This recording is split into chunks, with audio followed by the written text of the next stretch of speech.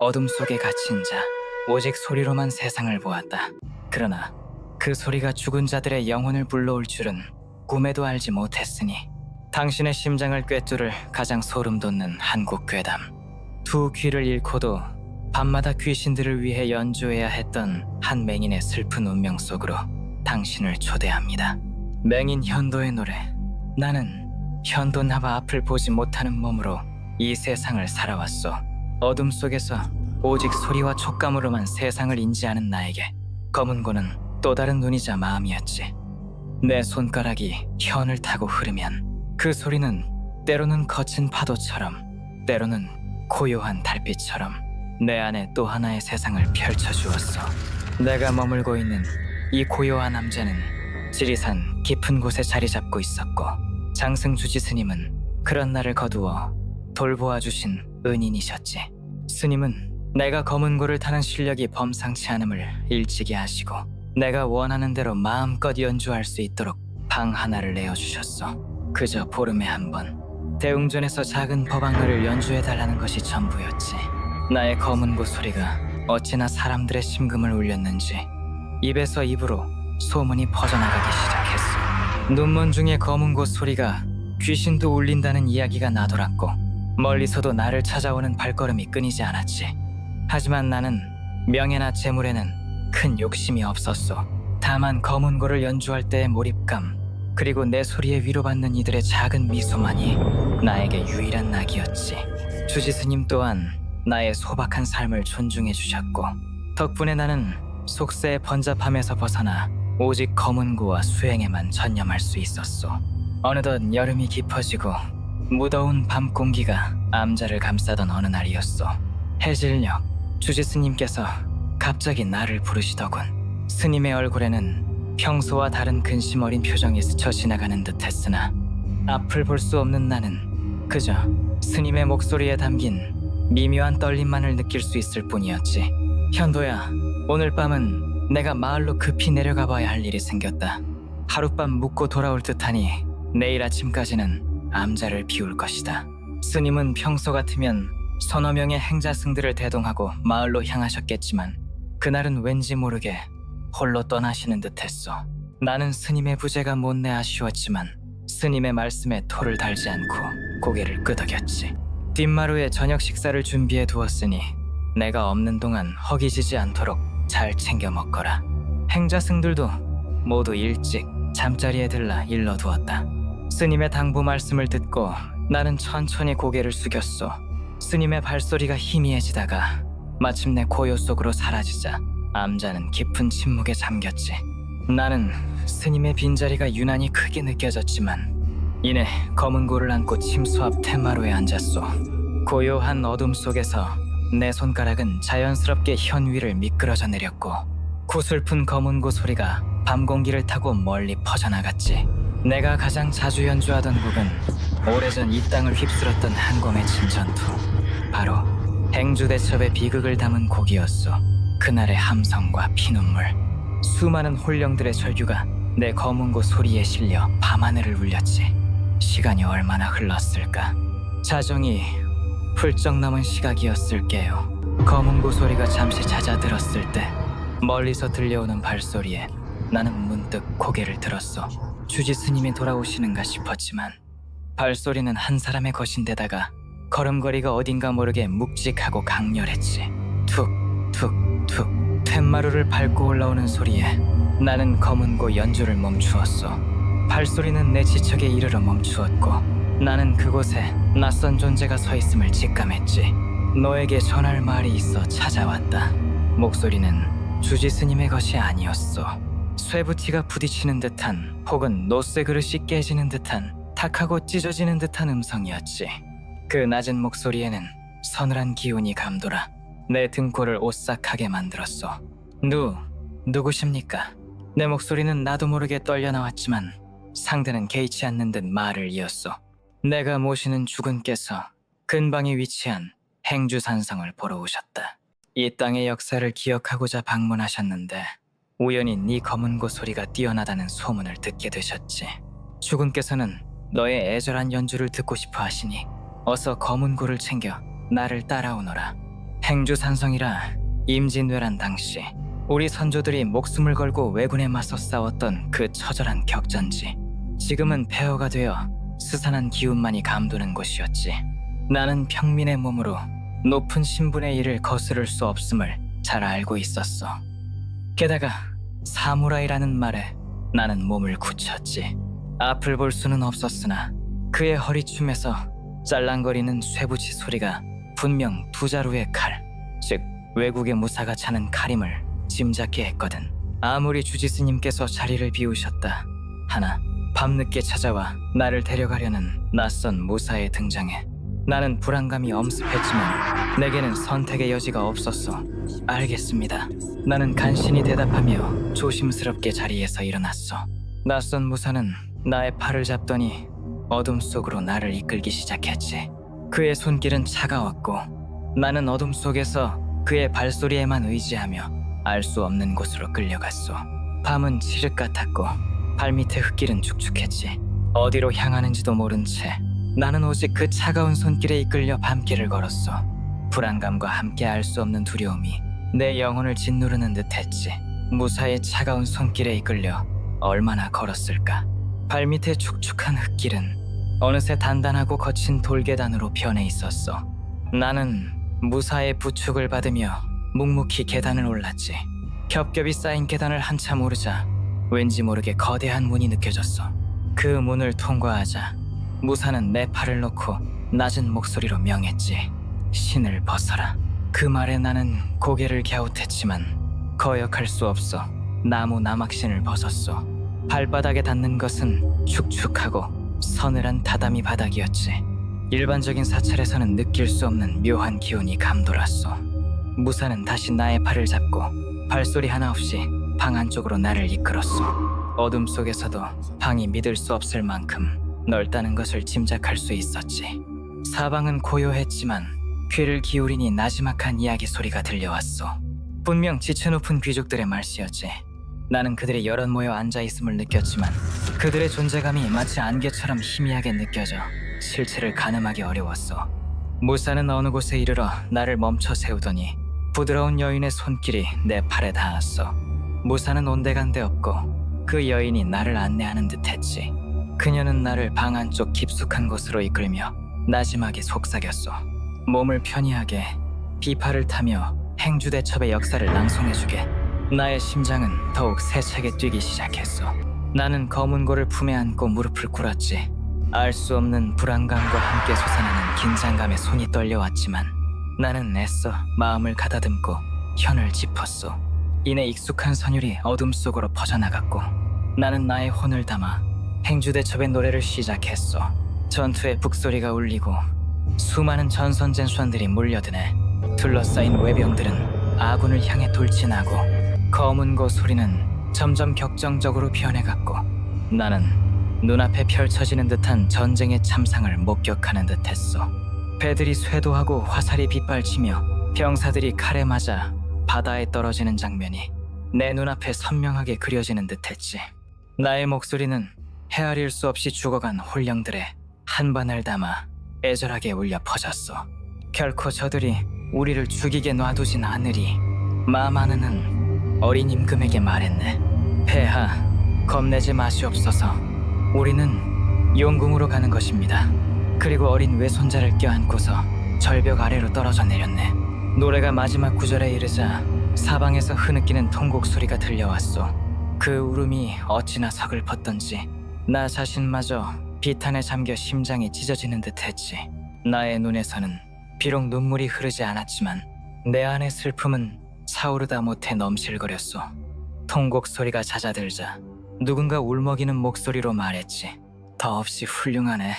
주군께서 말씀하시길 앞으로 엿새 동안 그대의 공연을 감상하신 뒤 돌아가는 여정에 오르시겠다 하시네. 내일도 같은 시각에 오게나. 오늘 자네를 데리러 갔던 무사가 내일 밤 찾아갈 걸세. 나는 고개를 숙여 감사의 예를 올렸어. 아까 안내했던 여인이 다시 나를 계단으로 이끌었고 나는 무사히 암자로 돌아올 수 있었지. 하지만 무사가 떠나기 전 나에게 엄중히 당부했어. 주군께서는 지금 남행나는 중이시니 오늘 있었던 일을 누구에게도 발설해서는 안 되느니라. 알겠느냐? 나는 그 말에 고개를 끄덕였지만 마음속에는 불안감이 가득했지. 과연 오늘 밤 내가 만난 이들은 누구였을까? 그들의 정체를 알 수 없는 미지의 존재에 대한 공포가 내 온몸을 휘감았어. 다음 날 아침 주지 스님께서 마을에서 돌아오셨더군. 스님의 얼굴에는 피곤한 기색이 역력했지만 내게 먼저 말을 건네셨지. 현도야, 어젯밤에 별일 없었느냐? 나는 순간 망설였어.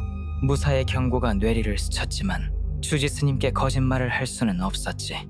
하지만 행주산성에서의 기이한 경험을 어떻게 설명해야 할지 막막했어. 나는 애써 침착한 목소리로 대답했지. 저는 어젯밤 날이 저물자마자 정신없이 잠에 들었습니다. 거짓말로 얼버무렸지만 주지 스님은 나의 창백한 얼굴을 보고 뭔가 심상치 않음을 눈치채신 듯했어. 앞을 볼 수 없는 나였지만 스님의 목소리에 담긴 의심과 걱정을 느낄 수 있었지. 네 안색이 죽은 사람처럼 창백하다. 요즘 몸이 좋지 않아 그렇습니까? 스님은 걱정스러운 목소리로 물으셨고 나는 더 이상 대답할 말을 찾지 못했어.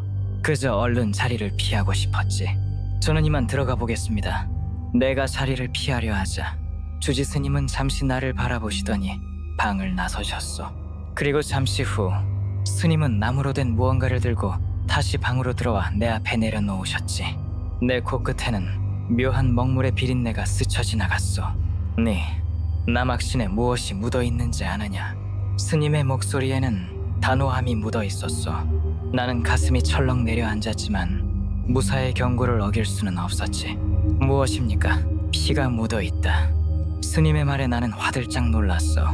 어젯밤 모사가 나를 이끌고 갔던 곳은 단순히 흙길이 아니었던 게지. 내 남학신에 묻어있는 피는 내가 밟았던 그 땅이 무엇을 의미하는지 암시하는 듯했어. 나는 후들거리는 몸을 애써 진정시키며 애써 거짓말을 이었지. 죽은 짐승을 밟은 모양입니다. 나의 변명에도 불구하고 주지 스님은 더는 묻지 않으셨어. 스님은 내가 무언가를 숨기고 있음을 확신하신 듯 안타까운 눈빛으로 나를 바라보실 뿐이었지. 스님은 한숨을 내쉬며 조용히 방을 나서셨어. 내가 방 안으로 들어가자 주지 스님은 행자승 둘을 불러 은밀히 말씀하셨어. 현도 샌더가 무언가를 숨기고 있는 것이 분명하다. 내 심히 걱정되니 오늘 밤 너희들이 저 아이를 몰래 따라가 보거라. 그날 밤 행자승 둘은 주지 스님께서 이른 대로 나의 방 근처에 몸을 숨기고 기다렸어. 자정이 되자 문득 나의 방문이 열렸고 나는 지팡이도 짚지 않은 채 절 밖으로 향하기 시작했지.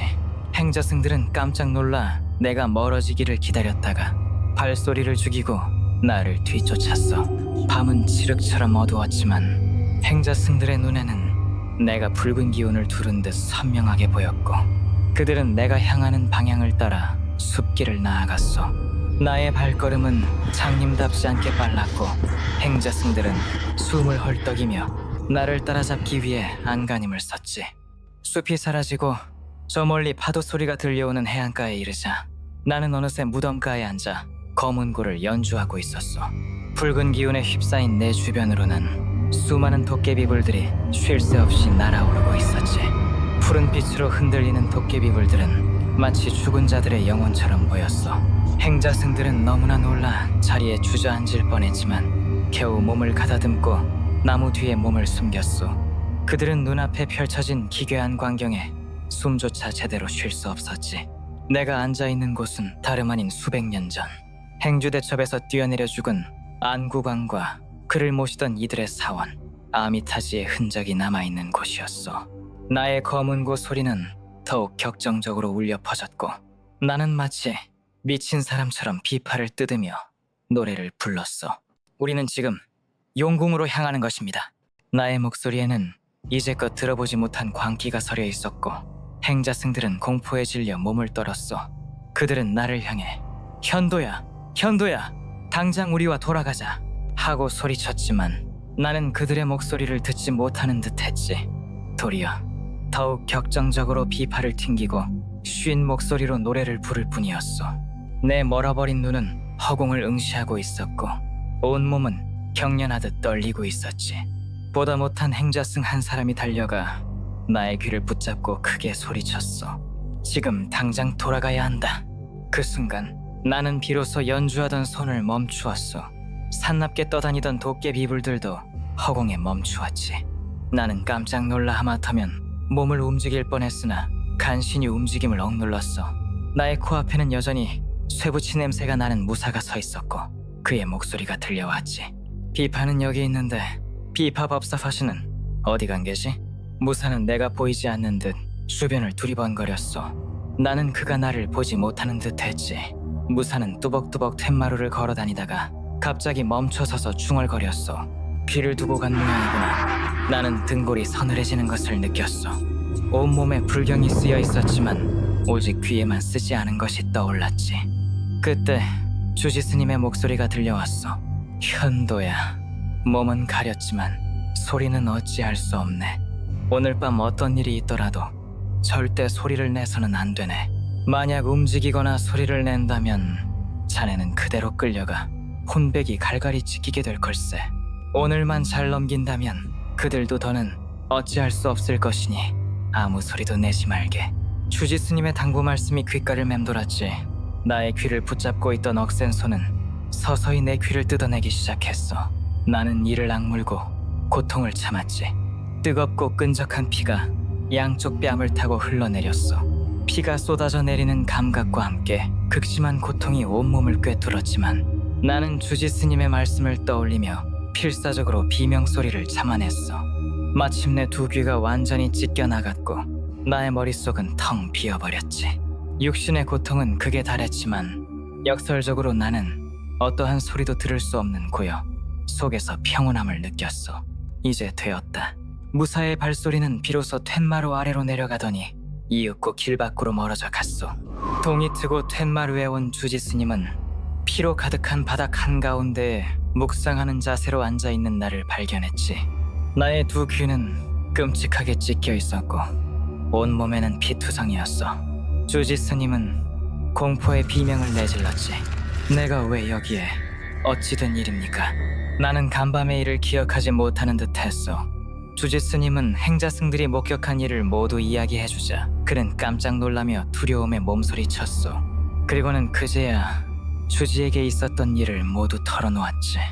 주지 스님은 나의 상처를 치료하며 사죄했어. 내 잘못일세.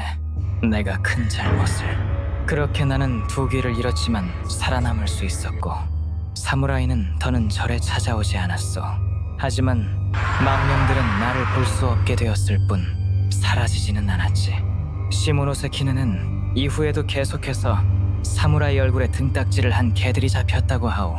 사람의 얼굴 모양과 같은 등껍질에 앞으로 절뚝이며 걷는 이 기괴한 개는 현재까지 발견되고 있으며 어부들은 단노우라 해전을 떠올리며 개들을 풀어준다고 하더군. 이 이야기의 배경인 시모노세키에는 아직도 안구광과 가신들을 기리는 아미타지 아미토시가 남아있어.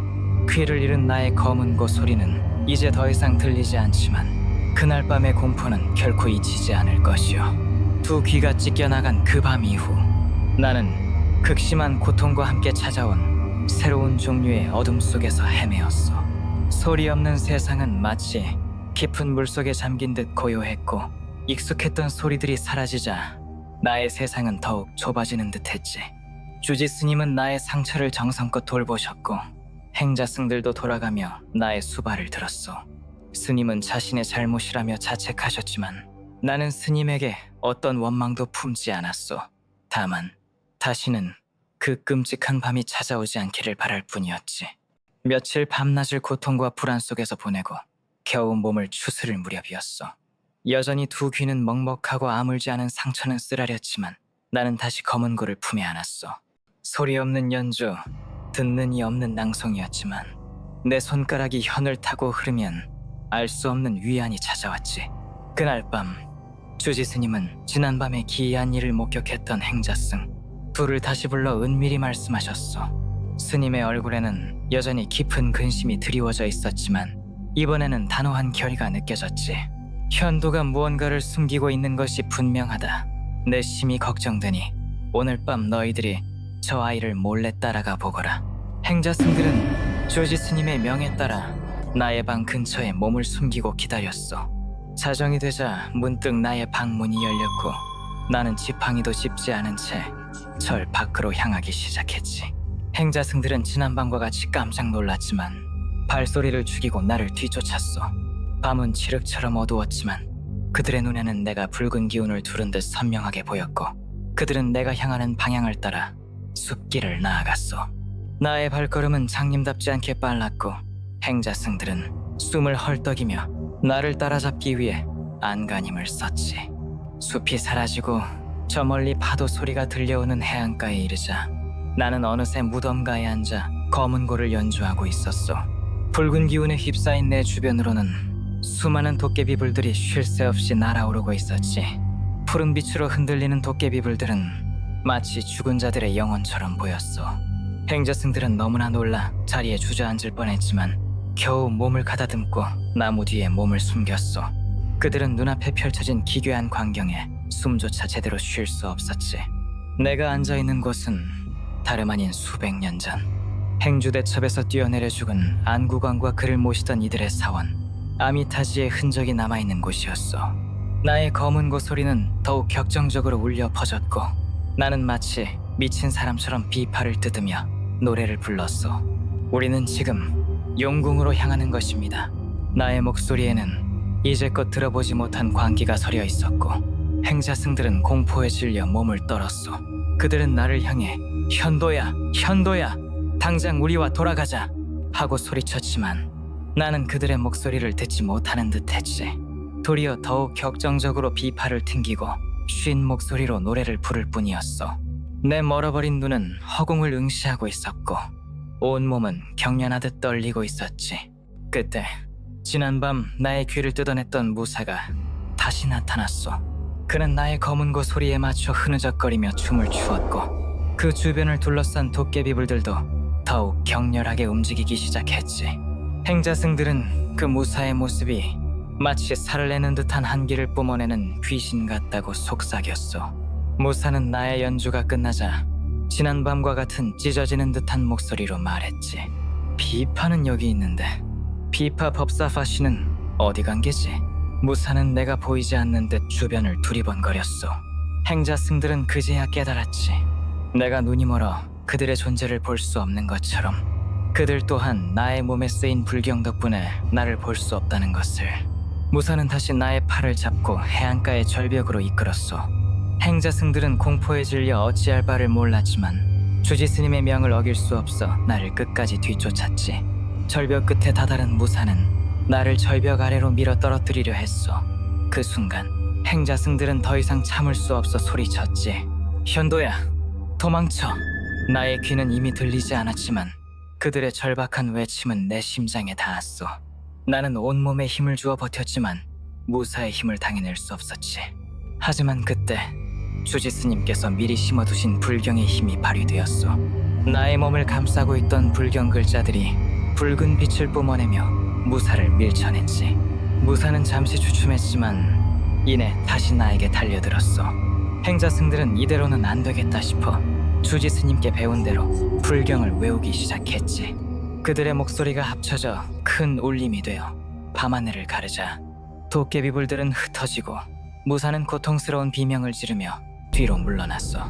무사는 더 이상 나에게 다가오지 못하고 멀찍이 서서 나를 노려볼 뿐이었지.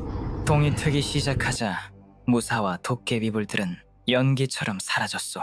행자승들은 나의 두 팔을 붙잡고 부축하며 절로 돌아왔지.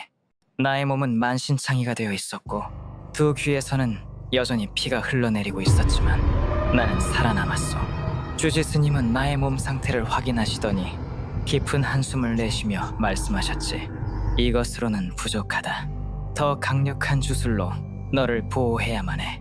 망령들은 자네를 볼 수는 없었지만 자네가 자신들의 존재를 인식하고 노래를 부르는 것을 알고 있네.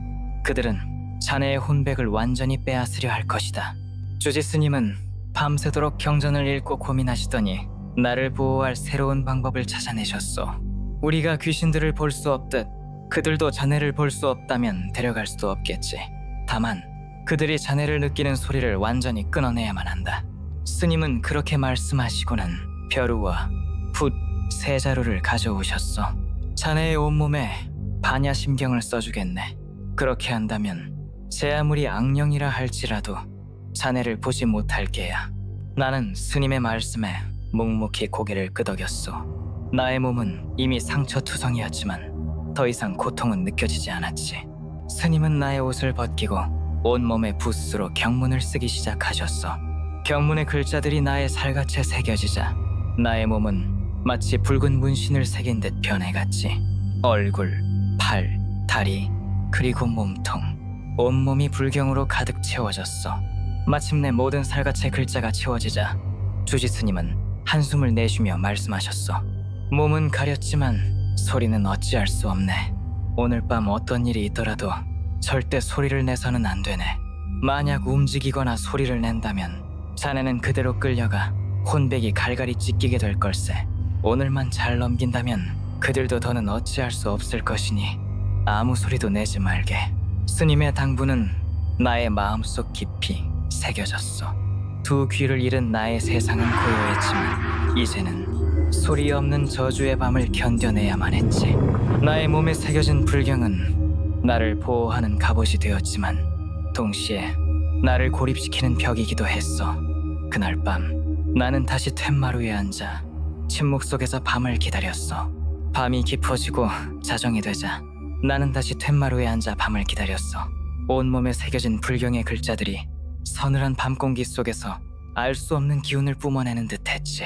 두 귀는 여전히 들리지 않았지만 나는 나의 심장이 평소보다 더욱 격렬하게 뛰고 있음을 느낄 수 있었어. 잠시 후 어둠 속에서 익숙한 발소리가 들려왔고 곧이어 지난밤의 무사와 여인 그리고 어린 임금의 영혼이 내 앞에 나타났어. 그들은 나를 찾지 못하고 주위를 맴돌았지. 불경의 힘으로 나는 그들에게 보이지 않는 존재가 되었던 게요. 하지만 그들의 희미한 형체에서는 여전히 나의 연주를 갈망하는 듯한 격렬한 기운이 느껴졌어. 그들의 목소리는 혼란과 분노로 가득 차 있었지. 비파법사는 어디 있는가? 어째서 보이지 않는단 말인가? 그들은 나를 찾아 헤매었고 그럴수록 그들의 절규는 더욱 커져갔어. 나는 그들의 간절한 부름을 들을 수 없었지만 그들의 존재감이 나를 짓누르는 듯했지. 그때 주지 스님께서 내 앞으로 다가오셨어. 스님의 얼굴에는 깊은 번뇌의 흔적이 역력했지만 이내 결연한 표정으로 나를 바라보셨지. 스님은 나의 귀에 입을 가까이 대고 나지막에 속삭이셨어. 현도야, 내가 미처 생각지 못했다. 불경은 너의 몸을 그들에게서 가렸지만 너의 검은고 소리는 그들에게 닿는다는 것을 이제 마지막이다. 너의 혼을 담아 행주대첩의 노래를 연주하거라. 이번에는 그들을 달래기 위함이다. 나는 스님의 말씀을 듣고 고개를 끄덕였어. 나의 심장은 더욱 격렬하게 울렸지. 이번 연주는 그들을 위한 마지막 진원고 이될 터였다. 나는 검은고를 품에 안고 현을 짚었어. 내 손가락이 현 위를 미끄러져 내리자 처연하면서도 웅장한 선율이 어둠 속으로 울려 퍼져나갔지. 지난 밤과는 비교할 수 없는 나의 모든 생명력을 쥐어짜내는 듯한 연주였어. 나의 목소리는 나의 영혼을 담아 행주대첩의 비극을 낭송하기 시작했지. 전투의 북소리가 천지를 진동하고 수많은 혼령들이 바다를 뒤덮네. 피로 물든 파도는 원한을 품고 출렁이고 하늘은 피눈물로 검게 물들었네. 외적의 함성은 산하를 뒤흔들고 아군의 병사들은 초계와 같이 쓰러지네. 오직 남은 것은 피와 절규 그리고 망자의 한이로다. 나의 검은고 소리가 절정에 달하자 내 주변을 맴돌던 무사와 여인 어린 임금의 영혼은 나의 연주에 홀린 듯 더욱 가까이 다가왔어. 그들의 형체는 검은고 소리에 맞춰 흐느적거리며 춤을 추었고 도깨비불들은 더욱 격렬하게 타올랐지. 나는 마치 그들의 마지막 비극을 눈앞에서 재현하는 듯 나의 혼을 검은고 소리에 실어보냈어. 피로 물든 바다, 절벽 아래로 뛰어내리는 어린 임금과 마마의 모습이 내 안에서 생생하게 펼쳐졌지. 마마는 어린 임금을 껴안고서 절벽 아래로 몸을 던졌네. 원한 맺힌 영혼들은 용궁으로 향하고 저승의 문은 그들을 맞이하네. 이제는 모든 고통을 내려놓고 영원한 안식을 취하소서. 부디 편안히 잠드소서.